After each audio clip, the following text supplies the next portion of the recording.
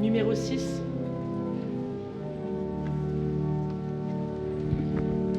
Béni sois-tu, Seigneur Dieu de nos pères, à toi louange et gloire éternellement. Béni soit le nom très saint de ta gloire, à toi louange et gloire éternellement. Béni sois-tu dans ton saint temple de gloire, à toi louange et gloire éternellement. Béni sois-tu sur le trône de ton règne, à toi louange et gloire éternellement. Dieu saint, Dieu fort, Dieu immortel, à toi la gloire. Béni sois-tu, toi qui sondes les abîmes, à toi louange et gloire éternellement. Toi qui sièges au-dessus des kérobimes, à toi louange et gloire éternellement. Béni sois-tu au firmament dans le ciel, à toi louange et gloire éternellement. Toutes les œuvres du Seigneur, bénissez-le, à toi louange et gloire éternellement. Dieu saint, Dieu fort, Dieu immortel, à toi la gloire. Béni sois-tu, Seigneur Dieu de nos pères, à toi louange et gloire éternellement. Béni soit le nom très saint de ta gloire, à toi louange et gloire éternellement. Béni sois-tu dans ton saint temple de gloire, à toi louange et gloire éternellement. Béni sois-tu sur le trône de ton règne, à toi louange et gloire éternellement. Dieu saint, Dieu fort, Dieu immortel, à toi la gloire. Béni sois-tu, toi qui sondes les abîmes, à toi louange et gloire éternellement. Toi qui sièges au-dessus des kérobimes, à toi louange et gloire éternellement. Béni sois-tu au firmament dans le ciel, à toi louange et gloire éternellement. Toutes les œuvres du Seigneur, bénissez-le, à toi louange et gloire éternellement. Dieu saint, Dieu fort, Dieu immortel, à toi la gloire.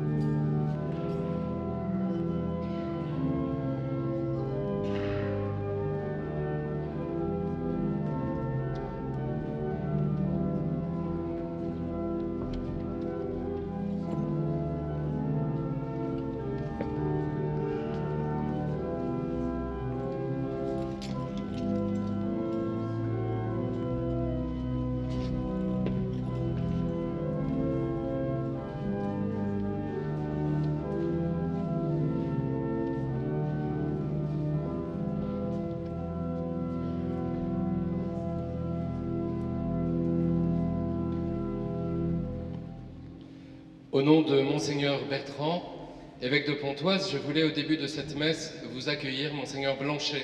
Vous êtes l'évêque de Créteil et vous accompagnez ce soir des pèlerins de votre diocèse qui mettent leurs pas dans ceux des autres pèlerins qui se prestent ici depuis le vendredi saint.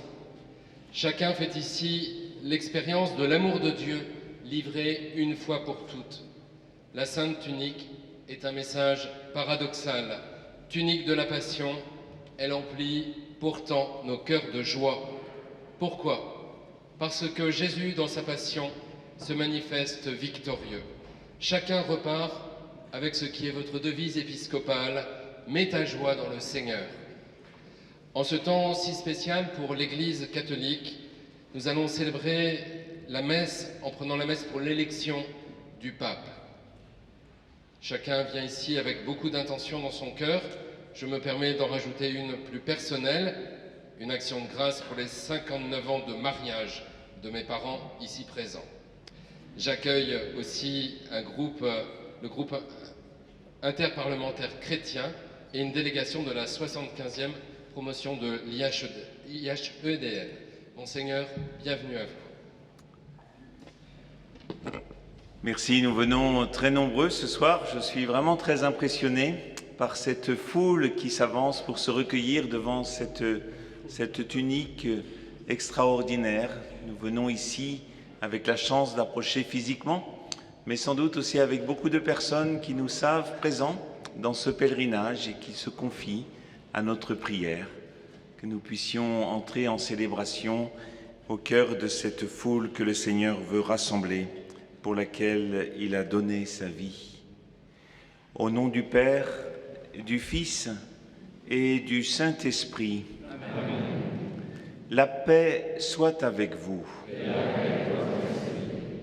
Et préparons-nous à la célébration de l'Eucharistie en accueillant très humblement la miséricorde qui nous est offerte par le Seigneur et en reconnaissant notre péché.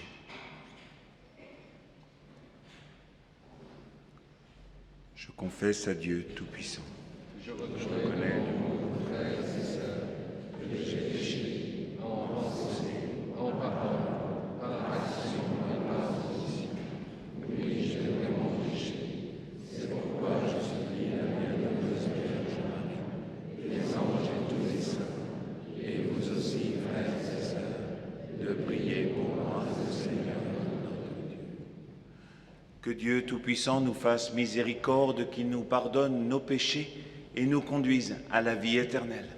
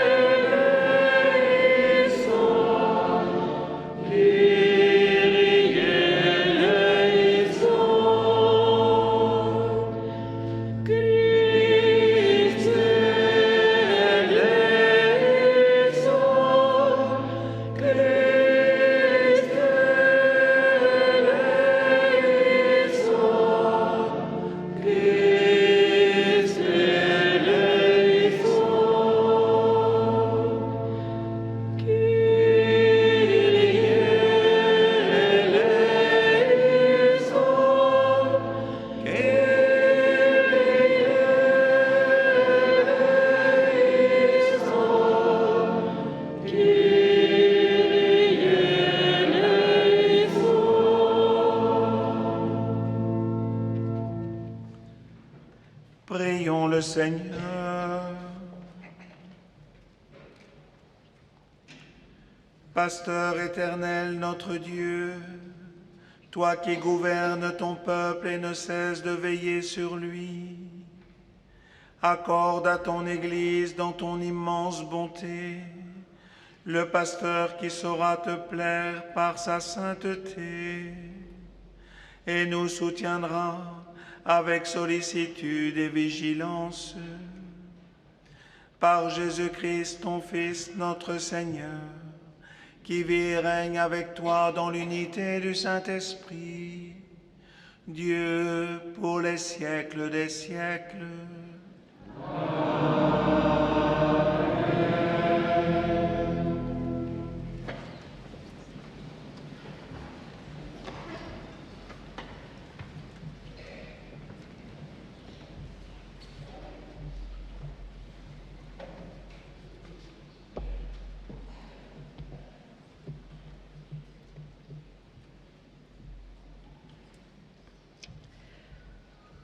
Lecture du livre des Actes des Apôtres.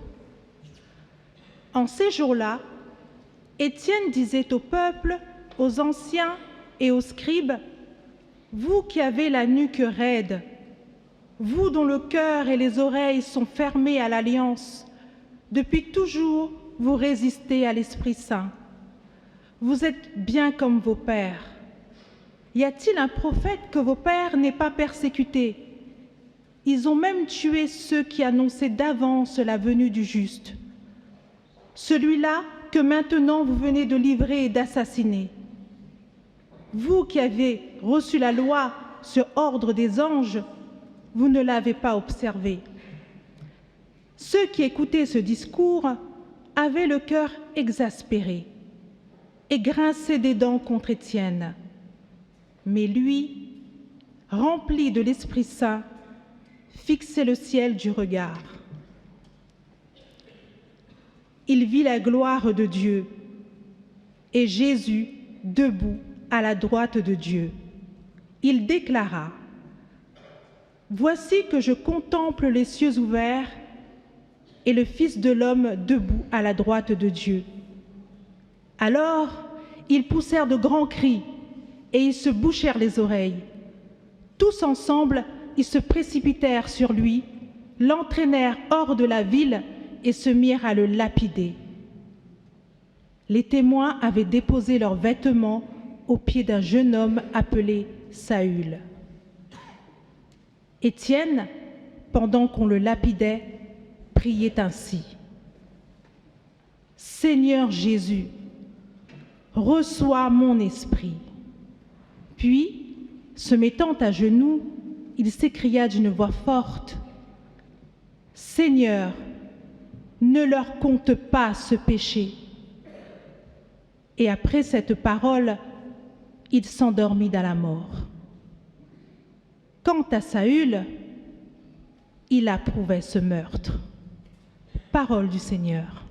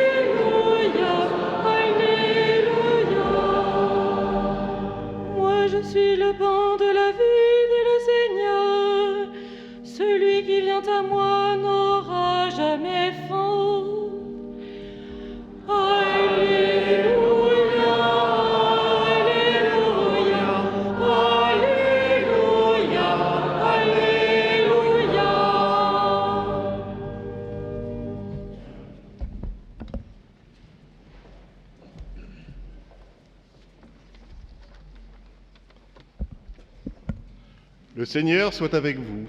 Et avec votre esprit. Évangile de Jésus-Christ selon saint Jean. Gloire à toi, Seigneur.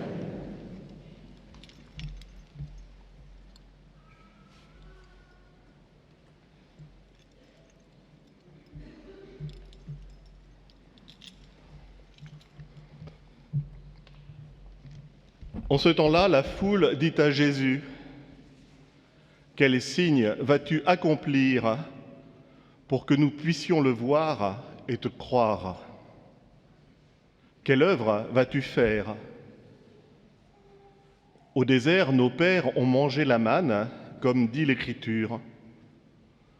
Il leur a donné à manger le pain venu du ciel. »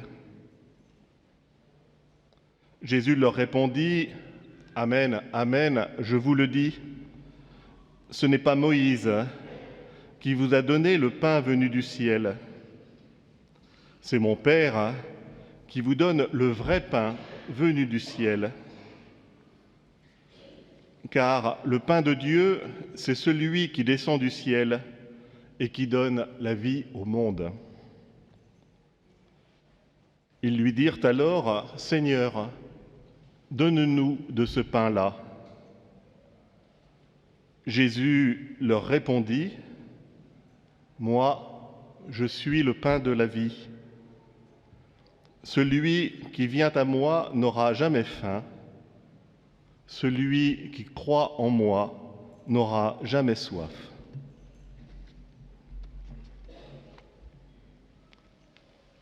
Acclamons la parole de Dieu.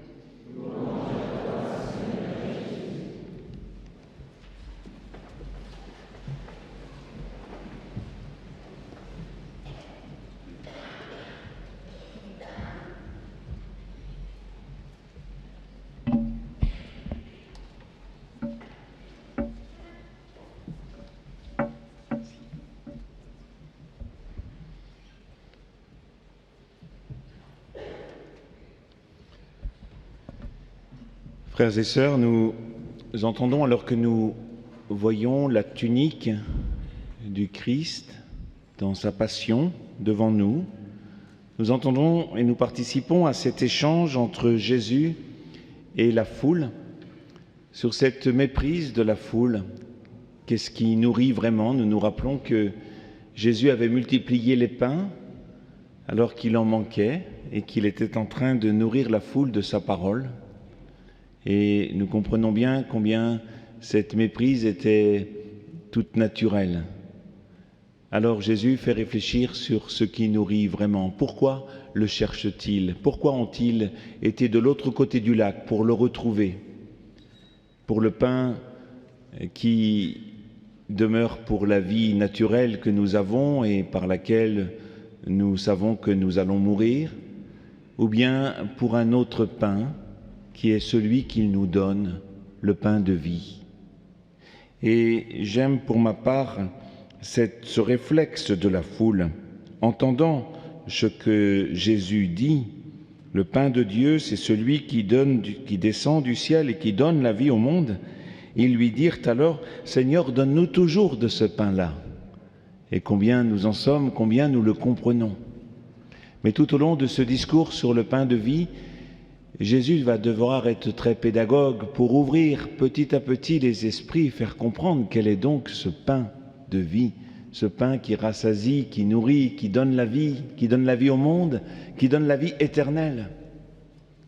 Et cette foule va devenir très petite, puisqu'à la fin du discours sur le pain de vie, eh bien, ils ne seront plus que les 12.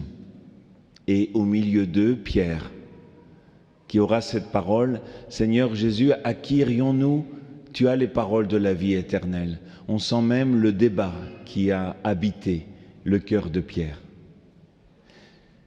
Ce débat, ce doit être le nôtre, nous qui formons l'Église du Christ aujourd'hui, nous qui formons son assemblée de disciples, eh bien, sommes-nous sans doute de ceux qui disent « Seigneur, donne-nous toujours de ce pain-là ». Mais nous devons entendre l'exigence avec laquelle le Seigneur va nous y conduire. Car le pain que le Seigneur nous donne, ce pain de la vie, qui fait que celui qui vient à moi n'aura jamais faim, celui qui croit en moi n'aura jamais soif.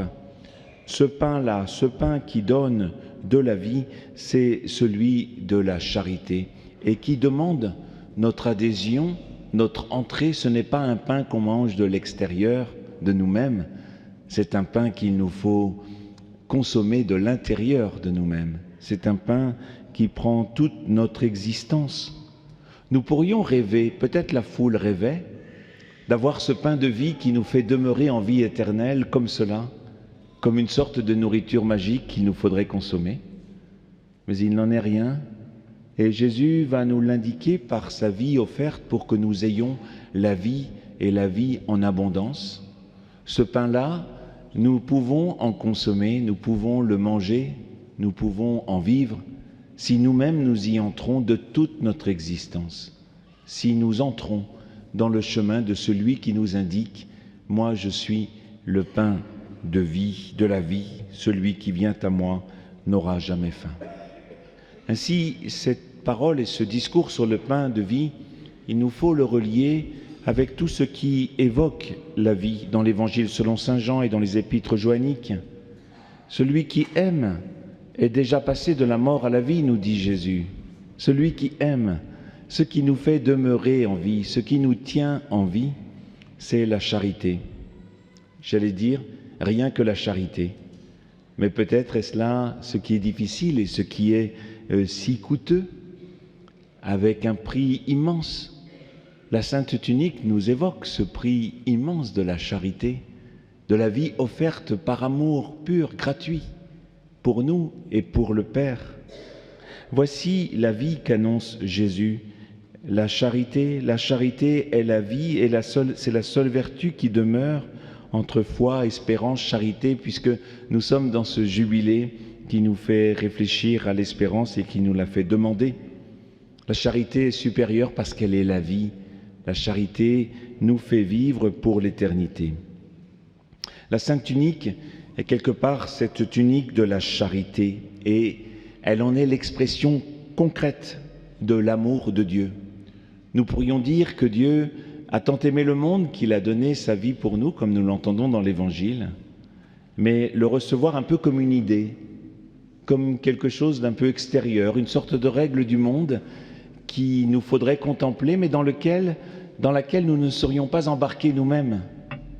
Mais il s'agit vraiment de contempler cette tunique en nous disant que le Seigneur a donné sa vie pour nous, pour le monde, pour que nous ayons la vie, et puis sans doute transcrire petit à petit, en se mettant à genoux comme nous le faisons, en passant devant la tunique, en disant « Seigneur, tu as donné ta vie pour moi tu as donné ta vie. La passion que tu as souffert, c'est pour moi, pour que j'aie la vie et que j'entre dans la vie. Et que moi-même je me laisse séduire par la charité à laquelle tu nous ouvres, que j'entre profondément comme cette foule qui accueille cet enseignement de Jésus et qui va passer de sa nécessité de pain matériel, concret, si ordinaire que nous cherchons bien sûr à rassembler pour notre vie, à ce pourquoi nous sommes faits.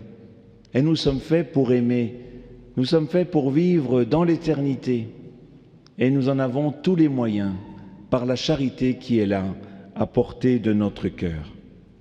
Ainsi, la Sainte Tunique est quelque part l'habit que nous devons porter nous aussi avec le Christ.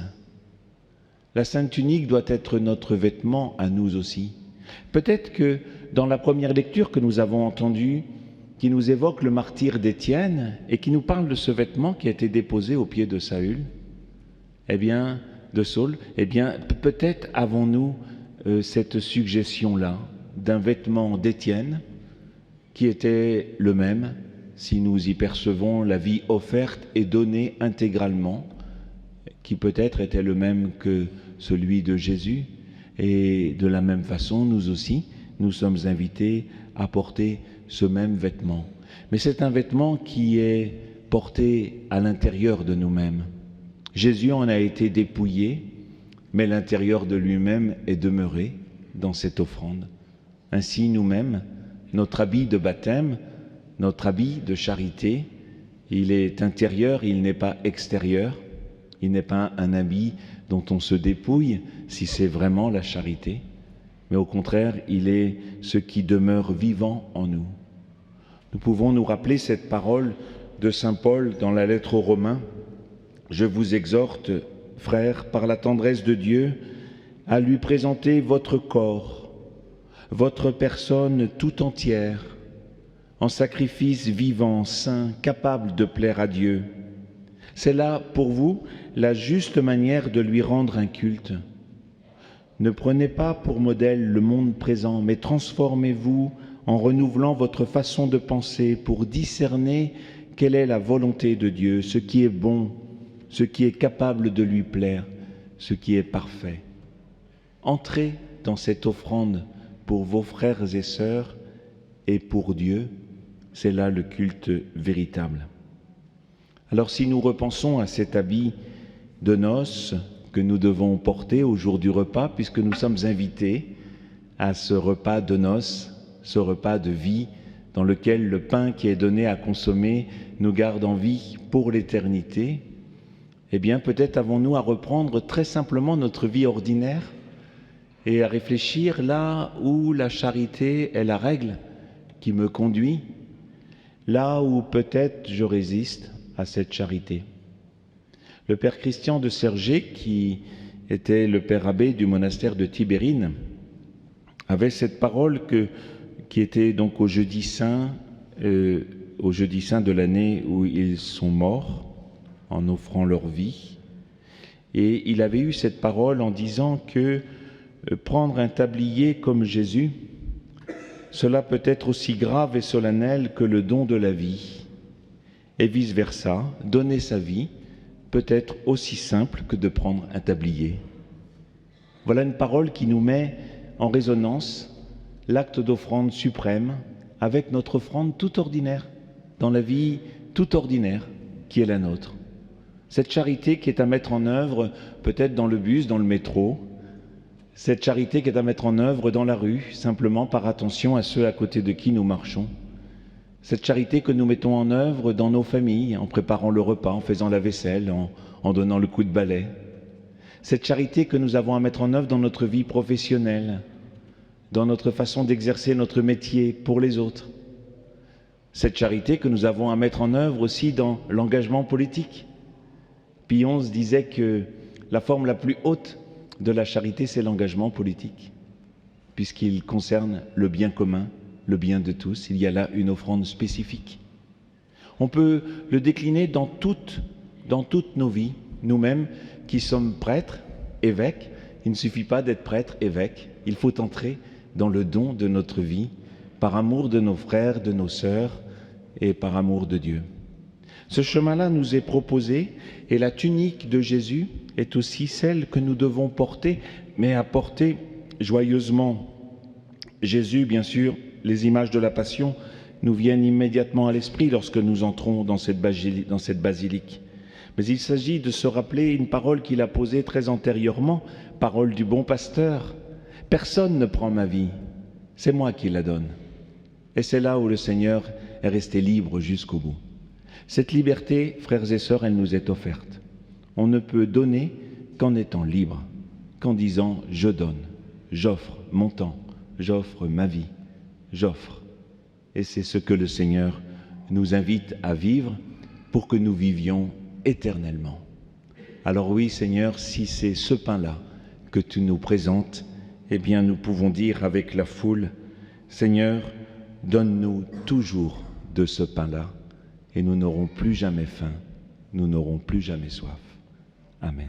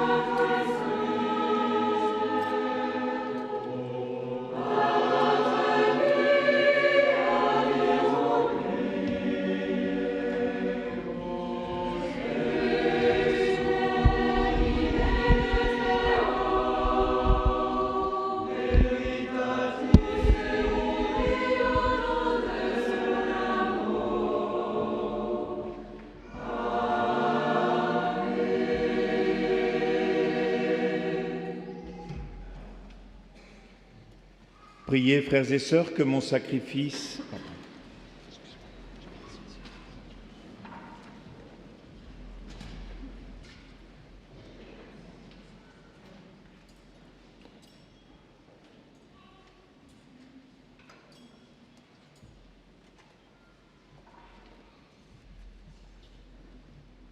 Priez, frères et sœurs, que mon sacrifice, qui est aussi le vôtre, soit agréable à Dieu, le Père Tout-Puissant.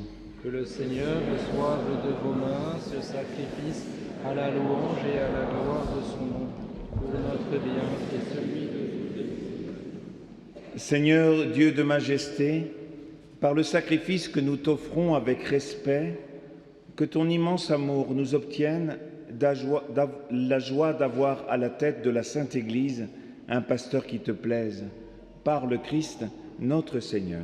Amen.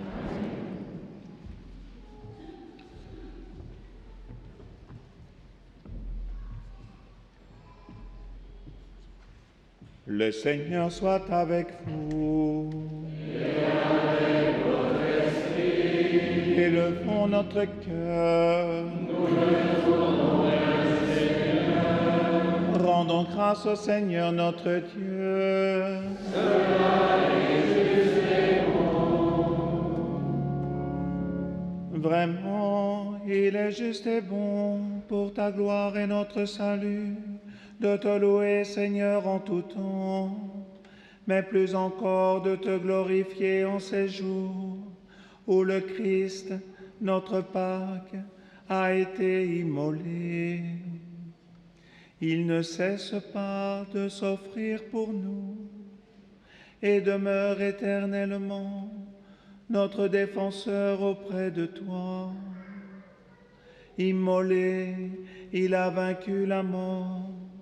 Mis à mort, il est vivant pour toujours.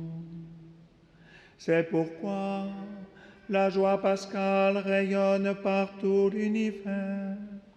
La terre entière exulte. Les puissances d'en haut et les anges dans le ciel chantent sans fin l'hymne de ta gloire.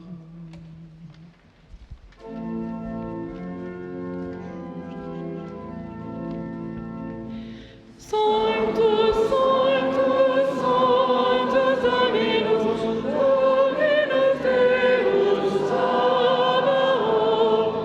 Sanctus, Sanctus, Sanctus Dominus, Dominus Deus Sabaoth. Pleni sunt cieli et terra, gloria tua.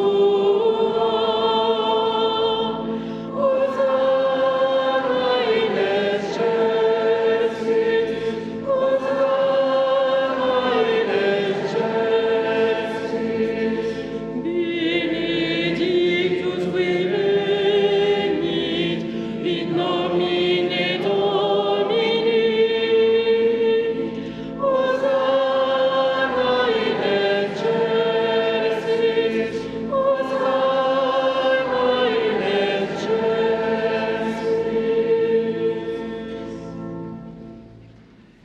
Tu es vraiment saint, Dieu de l'univers, et il est juste que toute la création proclame ta louange, car c'est toi qui donnes la vie. C'est toi qui sanctifies toutes choses, par ton Fils Jésus-Christ notre Seigneur, avec la puissance de l'Esprit Saint.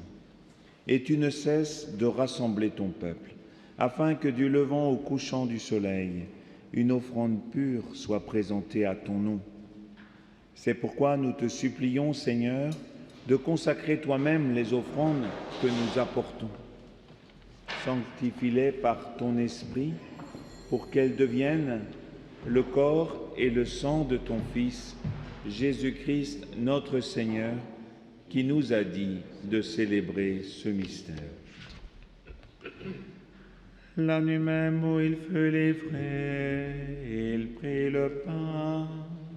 En te rendant grâce, il dit la bénédiction.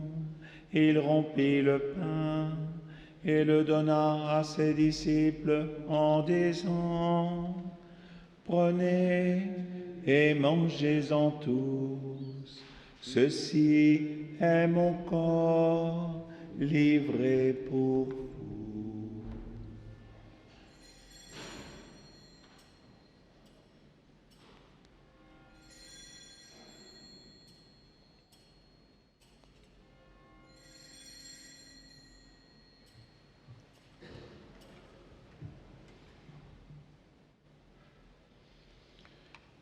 De même, après le repas, il prit la coupe. En te rendant grâce, il dit la bénédiction et donna la coupe à ses disciples en disant: Prenez et buvez-en tous, car ceci est la coupe de mon sang, le sang de l'alliance nouvelle et éternelle, qui sera versé pour vous et pour la multitude, en rémission des péchés. Vous ferez cela en mémoire de moi.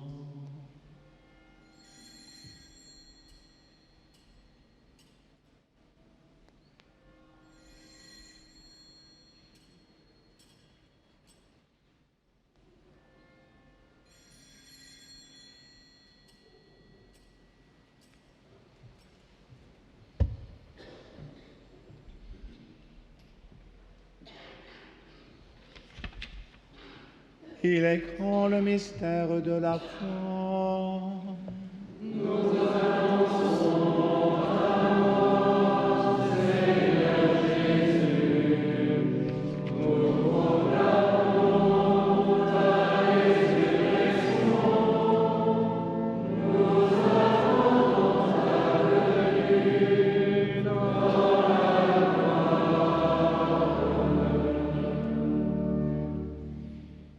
En faisant ainsi mémoire de ton Fils, de sa passion qui nous sauve, de sa glorieuse résurrection et de son ascension dans le ciel, alors que nous attendons son dernier avènement, nous t'offrons, Seigneur, en action de grâce, ce sacrifice vivant et saint. Et regarde, nous t'en prions, l'oblation de ton Église, et daigne y reconnaître ton Fils, qui, selon ta volonté, s'est offert en sacrifice pour nous réconcilier avec toi. Quand nous serons nourris de son corps et de son sang et remplis de l'Esprit Saint, accorde-nous d'être un seul corps et un seul esprit. Que l'Esprit Saint fasse de nous une éternelle offrande à ta gloire, pour que nous obtenions un jour l'héritage promis avec tes élus. En premier lieu, la bienheureuse Vierge Marie, Mère de Dieu, avec Saint Joseph, son époux, les bienheureux apôtres, les glorieux martyrs, Saint Denis et tous les saints qui ne cessent d'intercéder auprès de toi et nous assurent de ton secours.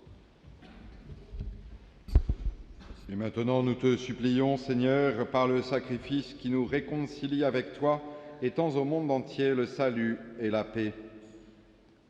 Affermis ton Église en pèlerinage sur la terre dans la foi et la charité, en union avec notre évêque Benoît, Monseigneur Blanchet qui préside cette messe, l'ensemble des évêques, les prêtres, les diacres et tout le peuple que tu as racheté.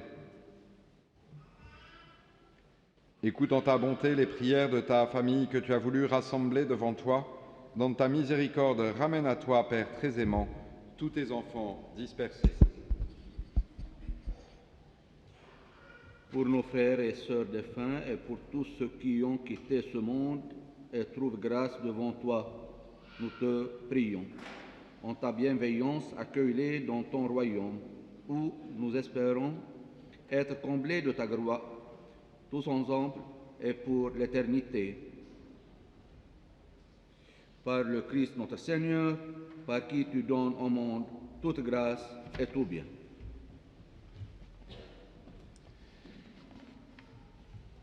Par lui, avec lui et en lui, à toi, Dieu le Père Tout-Puissant, dans l'unité du Saint-Esprit, tout honneur et toute gloire, pour les siècles des siècles.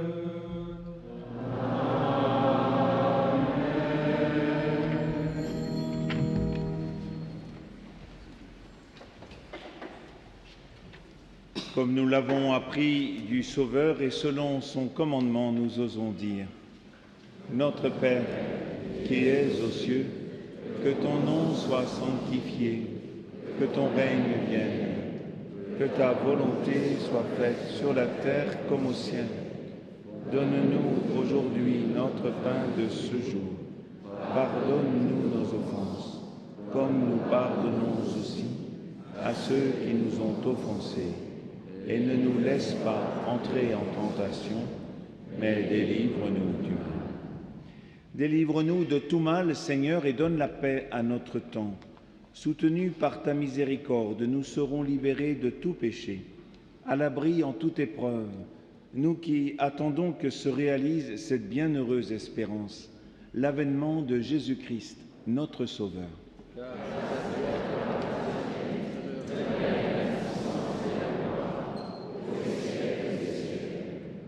Seigneur Jésus-Christ, tu as dit à tes apôtres: Je vous laisse la paix, je vous donne ma paix. Ne regarde pas nos péchés, mais la foi de ton Église. Pour que ta volonté s'accomplisse, donne-lui toujours cette paix et conduis-la vers l'unité parfaite, toi qui vis et règnes pour les siècles des siècles. Amen. Que la paix du Seigneur soit toujours avec vous.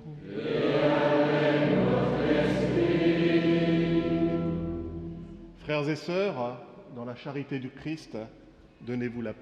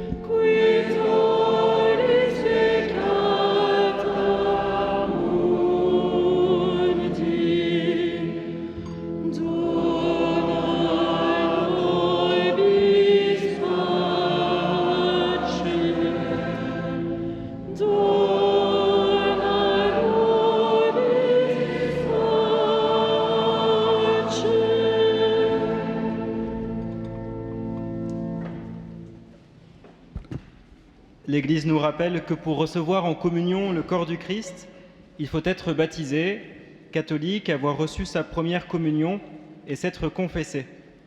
Il est également important de communier en face du prêtre. Si vous ne pouvez pas encore communier, vous pouvez vous présenter devant le prêtre en croisant les bras comme ceci pour recevoir de sa part une bénédiction personnelle. Pour vivre ce temps dans le calme et la prière, merci de bien rester à votre place jusqu'à ce qu'un volontaire vienne vous guider. Pour ceux qui sont à l'extérieur de la basilique, nous ne vous oublions pas, des prêtres vont venir à votre rencontre.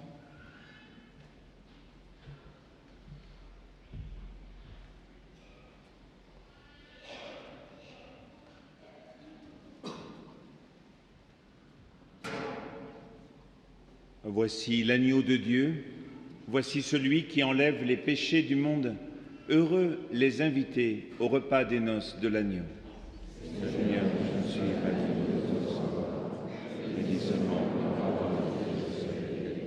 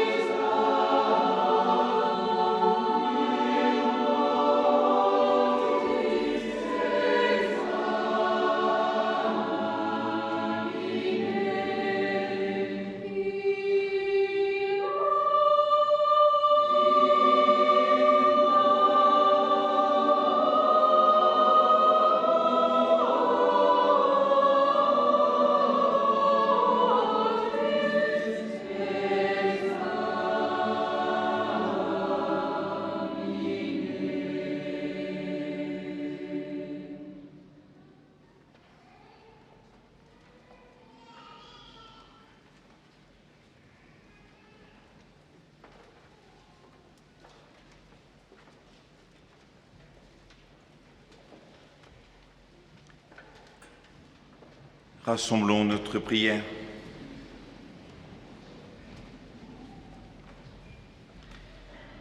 Tu as refait nos forces, Seigneur, par le sacrement du corps et du sang de ton Fils unique qui apporte le salut. Augmente la joie de ton Église en lui donnant par ta grâce admirable, Dieu de majesté, le pasteur qui saura instruire ton peuple par la sainteté de sa vie et répandre dans les cœurs des fidèles la vérité de l'Évangile. Par le Christ, notre Seigneur. Si vous avez des objets à faire bénir, vous pouvez les sortir maintenant. Ils seront bénis par la bénédiction finale de Monseigneur. L'ostension, vous vous en doutez, nécessite beaucoup de moyens humains et financiers. Nous avons besoin de votre aide. En sortant de la basilique, une quête et des bornes pour les cartes bancaires vous sont proposées. Merci d'avance pour votre générosité. Vous êtes également à découvrir sur le parvis de la basilique l'espace de restauration et la boutique du sanctuaire. Quand la procession sera sortie de la basilique, vous pourrez vous approcher à votre tour de la sainte tunique pour la vénérer. Pour que cela se fasse dans de bonnes conditions, merci de bien rester à votre place jusqu'à ce qu'un volontaire vienne vous guider. Il y a de nombreuses personnes aussi à l'extérieur de la basilique qui attendent de pouvoir entrer pour vénérer la sainte tunique à leur tour. Par charité pour eux, merci à tous ceux qui sont dans la basilique actuellement de sortir de la basilique après avoir vénéré la sainte tunique. Après votre passage devant la sainte tunique, vous trouverez des prêtres disponibles pour les confessions. L'occasion pour vous de recevoir l'indulgence plénière attachée à cette basilique jubilaire. Plus d'informations à ce sujet dans votre livret du pèlerin, page 34. Le Seigneur soit avec vous. Et avec votre esprit. Que Dieu Tout-Puissant vous bénisse, le Père et le Fils et le Saint-Esprit.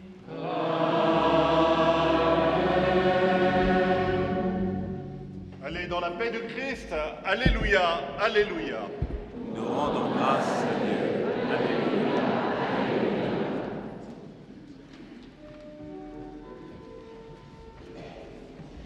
Salve Regina, Mater misericordiae,